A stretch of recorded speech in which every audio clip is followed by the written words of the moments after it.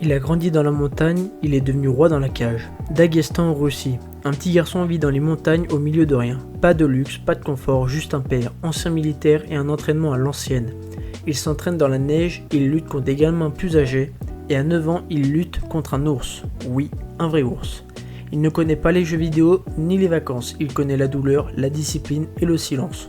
Son père lui répète tous les jours, travaille en silence, un jour c'est le monde qui fera du bruit pour toi. Il devient un monstre en judo, en sambo, en lutte. Et à 22 ans, il arrive en UFC. Personne ne sait qui c'est, mais en 3 combats, tout le monde comprend, ce mec est différent.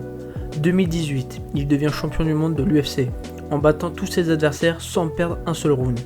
Il domine, il écrase, il étouffe, et surtout, il reste humble. Pas d'arrogance, pas de blabla, juste du respect. Mais l'histoire bascule en 2020. Il perd son père, son guide, son pilier.